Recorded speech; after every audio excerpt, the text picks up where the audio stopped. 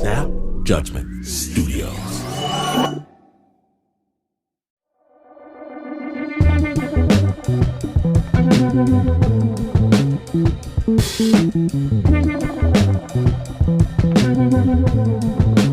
First of all, you have to understand, I tell him not to do it. I tell him why not to do it. My little brother is hard-headed.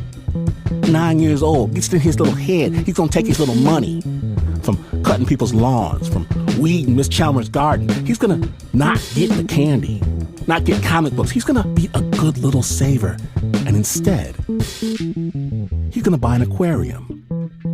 Now, I'm 13 years old, so I see the future writ large, clear as day. Don't do it. He does it. Purchases this huge aquarium with lights, filters, plants, rocks, all the fixings. And every couple of weeks, we can convince my parents to take him to the aquarium supply store. He buys fish for his brand new tank. First, the zebra dianos, then the betas, the mollies, the damselfish, tetras, angelfish, fire mouse. And before you know it, the tank is beautiful. This menagerie of multicolored darts flitting in and out between the greenery and the shelters he's carefully placed. My brother never takes care of anything. He takes care of this. And he's a natural. It sounds crazy, but each individual fish has their own personality. One of the betas, Sanford, will even let him gently stroke their underbelly like he's petting a dog. It's cool. Then, the entirely predictable thing happens. Pops tells us, we're moving next week to a new house, a new school, on the other side of the state. Of course we are. We move every single year. Different reasons, late rent, cantankerous neighbors, somebody talking about pressing charges, whatever. He says to pack up all your stuff. Not gonna be a lot of room in the U-Haul. Most things gotta get left behind. Like I said, I'm 13 years old. I've seen too much. I've been too many places. I've learned too many hard lessons. So I don't tell my little brother that most things means his fish. Only after my father tells him to flush him down the toilet, he comes to me panicked. I told you not to get those fish. You gotta help me. Didn't I tell you? You gotta help me. Please help me, help me, help me, help me. I'm not gonna lie. I didn't like fish. But now, I kind of like fish. Aye, knucklehead. So we prepare, we practice, we get everything ready, then we wait until the very last minute, the very last moment.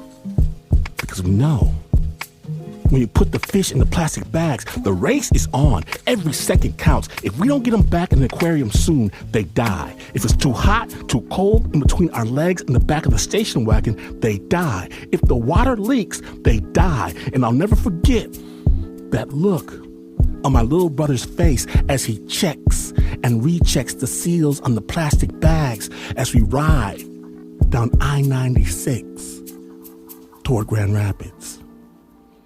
And today, we're going on a different type of journey with an entirely different sort of animal. Snap proudly presents Love Cats. Love Cats. My name is Glenn Washington, and believe me, sometimes we don't know how we're doing until we know how they're doing. When you're listening to Snap Judgment.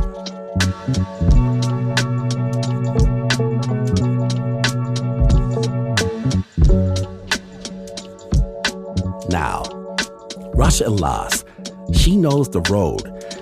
She grew up in multiple countries, spent her 20s and 30s reporting on events around the world. And this piece contains some graphic imagery and description of wartime violence because by 2010, Rasha was covering religious affairs in the Middle East. But she began looking for something deeper than a story. So she left her full-time job to freelance in Damascus, Syria, where she was born. Snap Judgment.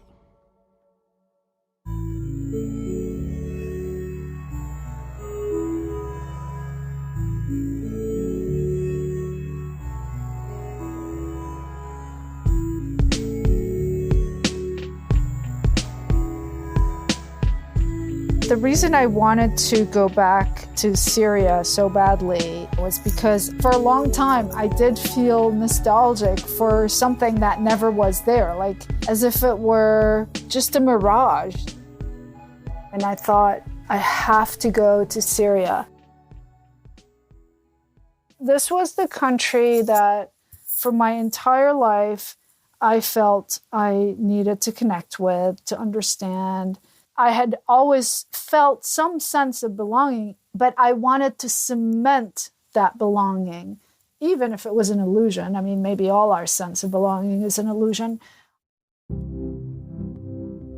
Rasha booked a flight on Middle East Airlines and boarded with everything important to her. When we boarded the flight, Gremlin kept pushing with her head, the zipper popped, and she climbed onto my stomach and just stayed there. And I could feel her belly against mine, like completely frozen, her paws hugging me, and her nails going through my sweater. And then suddenly the one flight attendant just stopped in her tracks and was like, "Is that a cat?" And I'm like, "Yeah, sorry, she's scared." Rasha's travel companions were 2 kittens. She had adopted them a few months earlier. When I first saw them, I thought they were hilariously cute, just so adorable, but I did not want to take on any responsibility. I didn't want any pets. A friend of mine said, "It's okay, just bring them in just to foster them." And then that same day, they spent the night at my place. And by the morning, I'm like, yeah, they're not going anywhere. I'm not giving them up. And this one is Pumpkin, and that one is Gremlin. Gremlin resembled the gremlins that I recall from the movie Gremlins before they hatch into monsters. Fuzzy and gray with huge blue eyes and just funny looking. Pumpkin is orange, and he really did look like a pumpkin, you know, on Halloween, just his head hanging low and looking kind of sad. I think I relate a little bit to both. I definitely relate to Pumpkin's restlessness and pushing boundaries and getting into trouble here and there. And I definitely relate to Gremlin's interest in just lounging by the fireplace and eating delicious fatty food and just hanging out in the sunshine. Rasha landed in Damascus with her 2 cats and a few suitcases. So I arrived at the family home, knocked on the door, and I heard like my mom's footsteps, walked toward the door. She was expecting me, of course. I walked in, I immediately opened the cats' carriers, and they came out of their carriers, and it was nice to see that the cats, they weren't scared. They started investigating the house, smelling, sniffing, and all that stuff, and settled in pretty quickly, actually. It felt like they were always there. You know, it was just very natural to have them there. When I returned to Syria, it was very pleasant. It's a nocturnal culture, so before 3, 4 a.m., restaurants would be just like a beehive. Coffee and more tea and more food and the sour and salty aromas. It was very safe. Sometimes, you know, I would return home by myself at 3 a.m. It was very nice. On the surface, Damascus was treating Rasha well. The parties were lively, her friends and family were close, but there was a feeling she couldn't quite shake.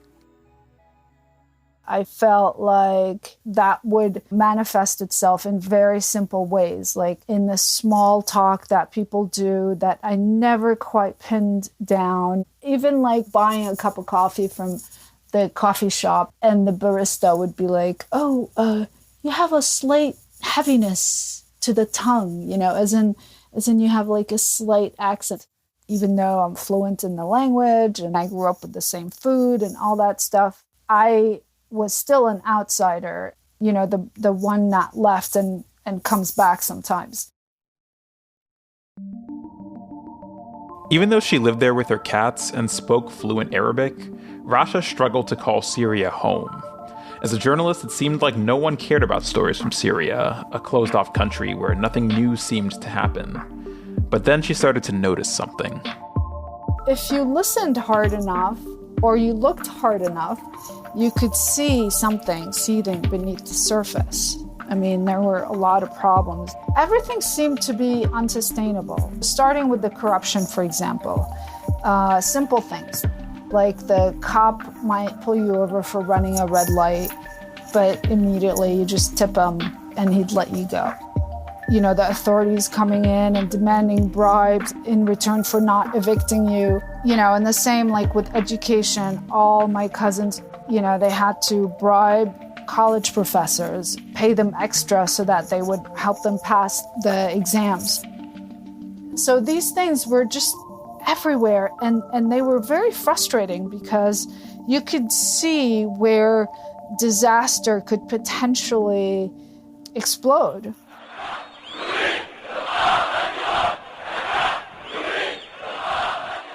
Sometime in December 2010, the protests and the uprising, that's when it began. First, there were peaceful protests, and then they were met by live bullets from the regime. My family was also like, oh, no, you know, it'll stop. It's just going to resolve itself in a few days. You'll see. That's what everybody kept saying, but it kept getting worse. It's an uprising turned civil war turned regional war. And I was like, under no condition am I going to leave now, because international media had very limited access inside Syria. And so the reports would come out like 300 people were slaughtered overnight in a village, but we could not independently verify it. This disclaimer to me was so upsetting. And actually, many times it was the reason I risked my own life just so I could say in my report that this is verified, that this is indeed what happened. Rasha committed to staying in Syria and witnessing what was about to happen, and she had a plan. First, she got her family out. Frankly, I mean, I kept pushing my mom to leave. I'm like, just go to the US, just stay there for a while. So yeah, she left. Next, she set up base in a third-floor apartment in Damascus with her cats. I did have emergency protocols. Here's my passport, my extra water, my extra battery. And then on good days, I would practice with the cats. I would just like scoop them up, put them in their carrier and see how long that took. Finally, in order to work as a journalist, she had to get a permit from the Ministry of Information. But it was rare that they ever handed those out. And even if they did, they would seriously hinder the ability for anyone to report. Because if you go around, you know, as quote unquote licensed journalist, the people you interview realize that this person is working with the blessings of the information ministry, and they censored themselves. So I decided, okay, I'm not going to go apply for a permit. Rasha was feeling isolated before the war. But now, as a journalist working under the regime's nose, I couldn't trust anybody, and frankly, nobody trusted me. There were so many aspects to worry about: being followed, personal safety and security, someone being spooked by my asking too many questions and reporting me. There's really no such thing as undercover reporter because, you know, that's just being a spy. So it was just me and the two cats. So I would wake up in the morning, leave the apartment, and I would see a new death notice. You would see the death notices announced on flyers, plastered on walls in the neighborhood where the dead people used to live, or where they might have relatives. Every day was a reminder to me of grief that parents and children were going through all around me. And I would just come home and see Pumpkin and Gremlin, and just to relax, I would take one of the cats and on the balcony and start like combing their fur over and over and over again, and the cat would just, you know, be purring and relaxing, and I would be just sort of in a hypnotic state, just kind of brushing and brushing.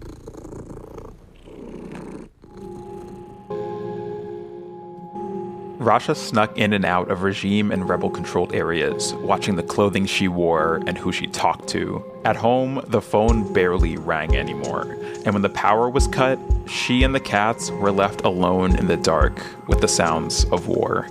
We heard a whistle. The cats, they seemed to hear the whistle before I heard it, and they looked in the same direction and ran off to hide someplace. My brain actually processed the reaction of the cat before processing what the sound was about. The whistle is like building. It came from one side, went over the building, and then a blast on the other side of the building where my living room overlooked. The whole apartment shook. And then all I could think was basically seek lower ground or risk death. No time to look for the cats. I mean, it was instinct. You know, the cat's instinct was to just scramble and hide, and my instinct was to seek lower ground because I felt so vulnerable and exposed on the third floor. So I'm going down the stairs, and there's another missile coming, you know, another whistle, another blast. And I remember skipping over steps as I was, you know, running down the stairs. And again, my brain is like, lower ground or risk death, lower ground or risk death. That's all that was going through my brain. At the ground level, the street level, I saw one of my neighbors, and she was just sort of hypnotized, standing by the lobby door. She's like, my kids, they should be on their way home from school. My kids. And I'm like, they're fine. I'm sure school is in lockdown. Of course, I didn't know that. It didn't matter. All I knew was she had to come down to the basement with me. I grabbed her hand, and then another blast, and then she pulled away, and she's like, no, my kids, and then I pull her back, and finally we're both in basement level. Most apartment buildings in Damascus, they don't have bunkers or anything like that, and the basement floor is usually someone's home, and this was someone's home, and there were a few other neighbors there already, and that's where we stayed, waiting out the attack to end. I remember just being quiet and hearing the people around me breathing and listening really, really intently. Is there another whistle? Is there another projectile flying toward us? I started thinking about the cats in the midst of fire and the high heat. And of course, I was feeling tormented.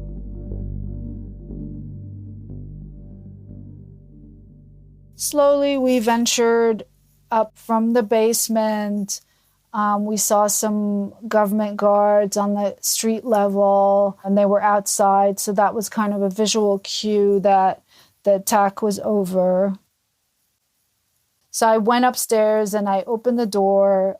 Immediately, visual scan, everything is in its rightful place. Okay, thank God. And then, pumpkin, gremlin.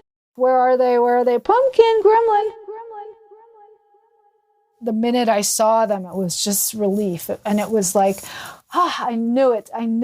I had convinced myself that they would sort of know where to hide and survive a mortar attack. That's what kept me calm.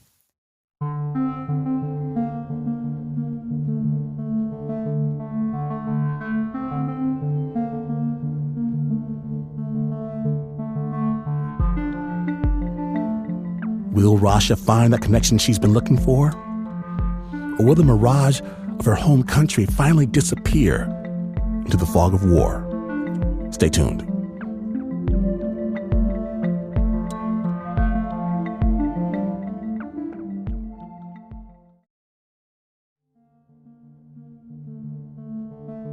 Welcome back to Snap Judgment, the Love Cats episode. When last we left, Rasha and her two cats had just survived a mortar attack. And as such, this story does contain graphic imagery and descriptions of wartime violence because there's more danger awaiting in Damascus.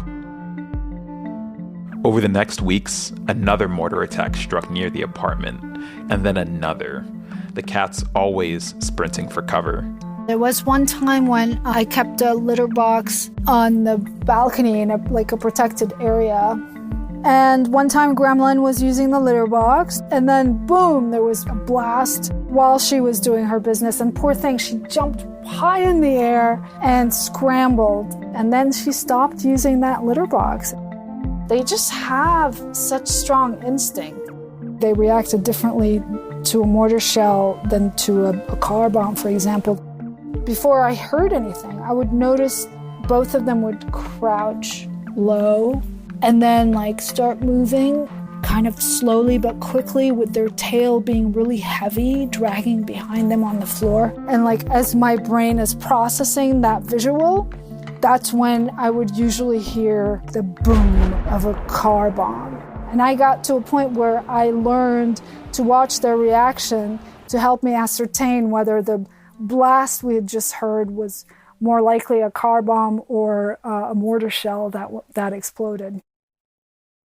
What always stood out to me was how the cats could never lie. As a journalist, you're working with words, you're working with narrative and stories, and you're sifting through the propaganda and the human biases, and you're sifting through your own bias, and none of that is relevant when it comes to animals. The cat's raw honesty was a reminder that being in a war zone would affect Rasha, even if she didn't realize it.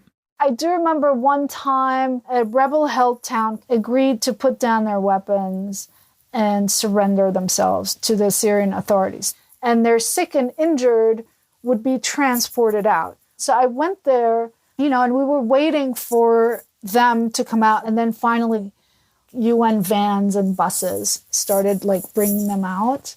And they all were quiet and they looked gaunt. And even little babies that were being held by their moms were not crying, they were silent. And I remember this one man was transferred out in a medical van, and then he was unloaded from the van on a gurney, and his leg was straight up in the air, it was stuck in that position. And I looked and I just felt hot tears on my face before I realized I was crying. Rasha covered the war for 3 straight years, and she started taking routine trips out of Damascus to Beirut. During wartime in Syria, I would say I was actually in control. And the minute I went to Beirut just to relax, that's when I would come undone. Rasha usually left the cats in Damascus, but one day while packing for her usual trip to Beirut, she decided to do something different. So I didn't pack everything, but I did bring the cats. For some reason, I just had this hunch I wanted to bring them with me. Usually they like to sit in the passenger seat. So at every checkpoint, you go through the same routine: ID check, car search. They bang on your trunk to open the trunk for searching. They just open the doors of your car and, shove themselves in the car to, look under the seat and whatnot, and then someone would do that and he'd just be startled at the cats, they'd be sitting there and they'd be looking at him and he'd be looking at them. And I remember one young conscript, and he's like, "What are those?" And I'm like, "They're cats." And he's like, "Not like the cats in my village." They kind of would soften all this edginess at the checkpoints on the way to the border.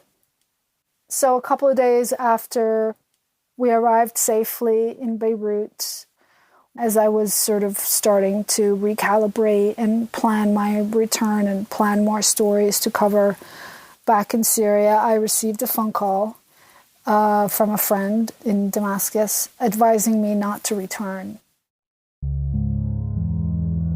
Don't come back. There are people asking after you. Had I been, quote unquote, caught doing, reporting without a license, that's reason to detain, arrest, torture, disappear someone for sure. I accepted it was time to stop reporting on war. I did not want to take the risk that my mom would endure getting that call. The call in the middle of the night or a knock on the door during dinner. It's just not fair to her. I was telling loved ones back in Syria that I was not returning to Damascus, and they would be like, please pack me into a suitcase and take me with you. I wish I were your cat. They wrap it in humor, but it's heart-wrenching. I mean, these are relatives, uncles and aunts and cousins. And I mean, they envy the cat, and the cat is in a very enviable position. Rasha told Pumpkin and Gremlin that they weren't going back to the war or the family home or the homeland she had tried so hard to connect with. They were flying to the United States. I was no longer nostalgic. Just if you think of a photograph of a house or something and it's burning slowly, the image of the house is disappearing into the flame. And that, I think, captures this image of something that I had always sort of held as home, and it turned into ash. Literally. That's it. I was done. That flight, I put the cats next to me on the empty seat, and they were fine. They had fallen asleep.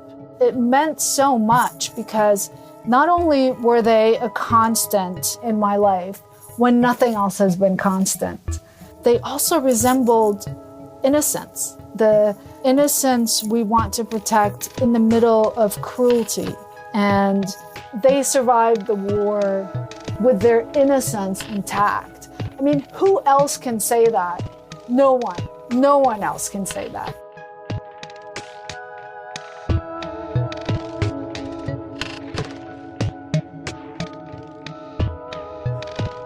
Now, that's the end, right? Rasha gets to the United States. All's well that ends well. Pumpkin and Gremlin curl up while she types away at a keyboard in Washington, D.C. and continues to cover stories in the Middle East to this very day. But then came the pandemic, and with it, the ultimate distraction, Zoom.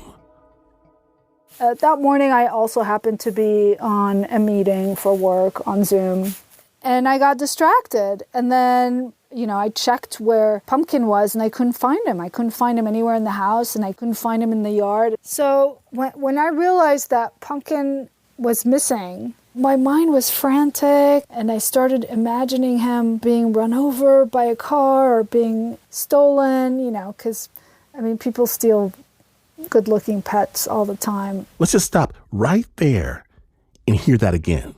People steal good-looking pets all the time. And Pumpkin is all kinds of handsome. So I started looking for him. I went out, I was disheveled and shoes on backwards or something, and just kind of very frantic. Excuse me, have you seen an orange fluffy cat? Like, no, sorry, good luck, we'll keep an eye. And I went into the back alley behind my house, and I had one of his food cans and just tapping on a can. And I would sort of call his name, Pumpkin, Kino. I was so engrossed in my own frantic search for Pumpkin and all the thoughts and emotions that were involved in that search. It wasn't just that the cat went missing, oh no. It was more like after all that we've been through, surviving everything, this is it? This would be the end? Just like that? And then finally I looked and there's a neighbor of mine, and he's like, excuse me, are you looking for a cat? And I'm like, yeah, there's a cat here in the yard next to ours. Well, is he orange? Is he fluffy? Yeah, he's orange and fluffy. He's complaining. And indeed, Pumpkin was right there in the yard next to theirs. And then I coached him, yeah, jump here, jump here, jump here. And then I grabbed him from on top of the fence and literally took him home. It was such a relief. It just felt like being whole again, like everything is fine again. Anywhere I found myself in my life, it was very much a temporary place. That was my normal, was everything is temporary. After the move, I wanted something constant, something familiar. And Pumpkin and Gremlin were this constant. And there is something beautiful and constant about having your animals nearby. But please, understand, please, if there's one thing you can take away from this. People steal good-looking pets all the time. Do not leave your furry friends unattended. Thanks to Rasha again for sharing this story, and a reminder, of course, that dogs are better than cats. Rasha's career as a journalist is still going strong. She's the editorial director at New Lines magazine, where she first shared this story. And she's working on a memoir about her childhood and reporting days in Syria. Follow what she's working on next at rashaelass.com or snapjudgment.org. The original score for that story is by Renzo Gorrio. It is produced by David Exumé.